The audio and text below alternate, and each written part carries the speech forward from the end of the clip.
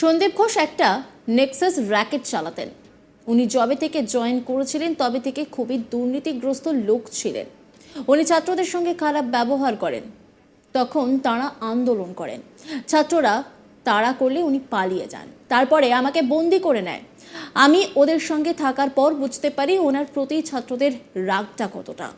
আরজি করের ভেতরে ঘটে চলা নোংরামির পর্দা ফাঁস করলেন আরজি করের প্রাক্তন ডেপুটি সুপার আক্তার আলী। আজ তাক বাংলাকে জানিয়েছেন আরজি করের ভেতরে ছাত্রদের সঙ্গে কি কি নোংরামি করতেন।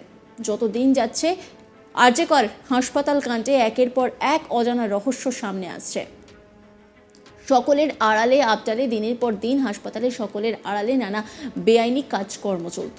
জানলে অবাক হয়ে যাবেন, যেখানে গোটা দেশে আরজি কর হাসপাতালের একটা সুনাম রয়েছে সেখানে কিনা নেশার আড্ডা চলত।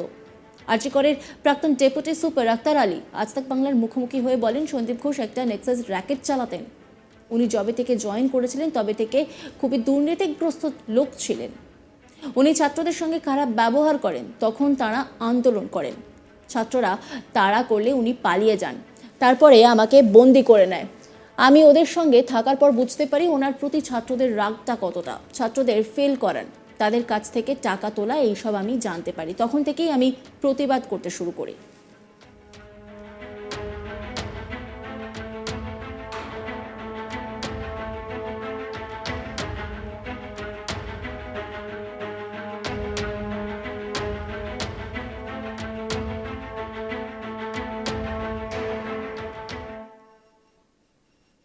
আক্তার আলী তিনি কি বলেছেন শোনাবো আপনাদের।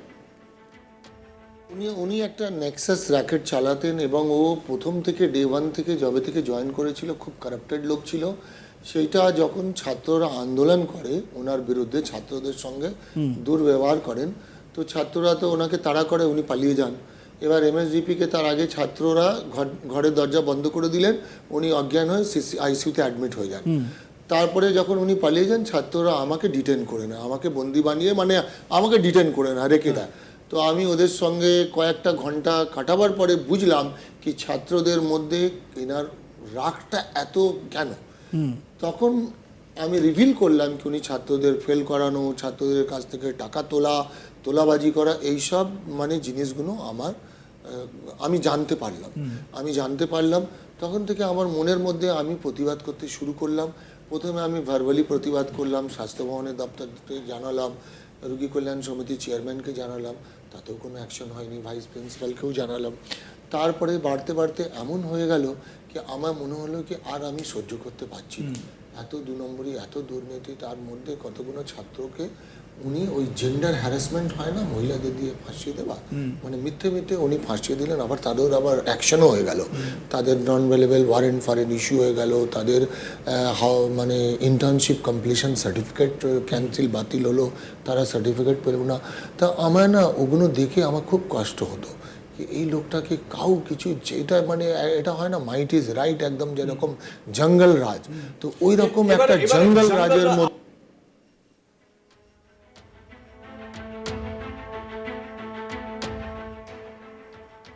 একই সঙ্গে তিনি বলেন সন্দীপ ঘোষের কিছু পেটুয়া ছাত্র ছিল, উনি ওদের গেস্ট হাউসে বসিয়ে টাকা দিতেন, ছাত্রদের সঙ্গে বসে মদও খেতেন। আমার বলতে লজ্জা করছে, ওরা ওই গেস্ট হাউসের ভেতরে বাইরে থেকে মেয়ে নিয়ে আসতো। আমি এটার প্রতিবাদ করেছিলাম বলে আমি টার্গেট হয়ে গিয়েছিলাম, আবার আপত্তি জানিয়েছিলাম ক্যামেরা নেই কেন। আমি সেখানে ক্যামেরা লাগিয়েছিলাম, একবার মাফিয়া রাজ চলতো সেখানে। কি বলছেন তিনি শোনাবো আপনাদের। দেখুন, এটার কিছু ওনার পেটুয়া ছাত্র ছিল, যেটাকে মানে উনি ওদেরকে বসে গেস্ট হাউসের টাকা পয়সাও দিতেন এবং হিসাব হতো, আর ওরা টাকা কালেক্ট করে আনতো এবং ওদের সঙ্গে উনি মদও খেতেন গেস্ট হাউসে।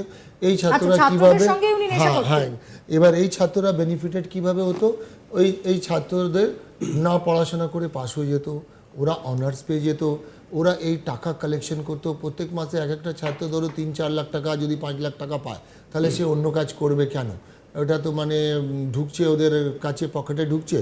এবার ওরা মাঝে মাঝে, এটা বলতে আরও খারাপ লাগছে, যেহেতু 100 বছর পুরানো একটা মেডিকেল কলেজ, আমি নিজে এক সময় ওই কলেজে কাজ করেছি, মানে আমার লজ্জাও পাচ্ছে। ওই ছাত্ররা গেস্ট হাউসে মাঝে মাঝে বাইরে থেকে মেয়ে নিয়ে এসেও থাকতো, মানে এই এবং সব সেটা ধরনের সন্দীপবাবু পুরোটাই জানতেন। পুরো এবার এটা প্রতিবাদ আমি করেছিলাম, যার জন্য আমাকে টার্গেট করে নিয়েছিল। আমার বিরুদ্ধে তখন এই 2-4 জন ছাত্র রটালো, আমি ঘুষ খাই, কমিশন খাই, এসব উল্টে। এবার তখন কি হয়েছে, আমি বললাম কি আমি অবজেকশন করেছিলাম ক্যামেরা নেই কেন। আমি রাউন্ডে তখন গিয়েছিলাম, আমার নাইট ডিউটিতে গেস্ট হাউসে ঢুকেছিলাম। তো গেস্ট হাউসে ক্যামেরা আমি নিজেও ইনস্টল করিয়েছিলাম, 2টো ক্যামেরা ছিল। একটা গেস্ট হাউসে এন্ট্রান্সে ছিল, ফার্স্ট ফ্লোরে গেস্ট হাউস, আর একটা লবিতে ছিল, হলে ছিল। তো আমি দেখলাম, আমি তো অবাক হয়ে গেলাম ক্যামেরা। তখন ওই ছেলেটা বললো কেয়ারটেকার কি কেউ এসেছিল, এসে ক্যামেরা খুলে চলে গেছে। তো আমি মানে আপনি ক্যামেরা লাগানোর পরেও সেই ক্যামেরা আবার খোলা হয়েছে। ক্যামেরা নৈরাজ্যের পরিস্থিতি, পুরো নৈরাজ্য, এটা তো কলেজ। আমি তো বললাম এটা একটা হাসপাতাল। মাফিয়া রাজ, উনি ওখানে একটা মাফিয়া রাজ চালাতেন। আর আমার প্রশ্ন হচ্ছে কি, এনাকে যে এত বাড়তে দেওয়া হলো, এবার যারা এনার পেছনে আছেন তাদের কি বিবেক নেই? এই প্রশ্নটাই আমি করছি, তাদের এই কি প্রশ্নটাই বিবেক নেই দর্শকদেরকে কি এই করছি যে লোকটা তাকে এত এত বাড়তে দেওয়া কেন হলো? পয়সার জন্যে, মানুষ পয়সার জন্য এরকম করে, শুধু আক্তারবাবু, পয়সার জন্য। দর্শকরা যত দিন যাচ্ছে আরজিকর হাসপাতাল কাণ্ডে একের পর এক অজানা রহস্য সামনে আসছে। সকলের আড়ালে আবডালে দিনের পর দিন হাসপাতালের সকলের আড়ালে নানা বেআইনি কাজকর্ম চলতো। জানলে অবাক হয়ে যাবেন যে যেখানে গোটা দেশে আরজিকর হাসপাতালের একটা সুনাম রয়েছে, সেখানে কিনা নেশার আড্ডা চলতো, বাইরে থেকে মহিলা আনা হতো, বসে মদ খাওয়া হতো। একাধিক অভিযোগ সামনে আসছে। আরজিকরের প্রাক্তন ডেপুটি সুপার আক্তার আলী আজ তাক বাংলার মুখোমুখি হয়ে এই সমস্ত তথ্যের কথা বলেছেন। তিনি ঠিক কি বলেছেন শোনাবো আপনাদের। উনি একটা নেক্সাস র্যাকেট চালাতেন এবং ও প্রথম থেকে ডে 1 থেকে যবে থেকে জয়েন করেছিল খুব কারাপ্টেড লোক ছিল।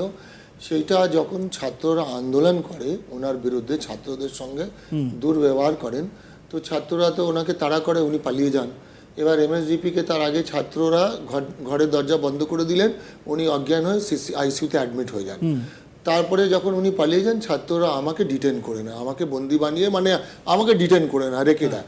তো আমি ওদের সঙ্গে কয়েকটা ঘন্টা কাটাবার পরে বুঝলাম কি ছাত্রদের মধ্যে এনার রাগটা এত কেন। তখন আমি রিভিল করলাম কি উনি ছাত্রদের ফেল করানো, ছাত্রদের কাছ থেকে টাকা তোলাবাজি করা, এইসব মানে জিনিসগুলো আমি জানতে পারলাম। দেখুন, এটার কিছু ওনার পেটুয়া ছাত্র ছিল, যেটাকে মানে উনি ওদেরকে বসে গেস্ট হাউসের টাকা পয়সাও দিতেন এবং হিসাব হতো, আর ওরা টাকা কালেক্ট করে আনতো এবং ওদের সঙ্গে উনি মদও খেতেন গেস্ট হাউসে।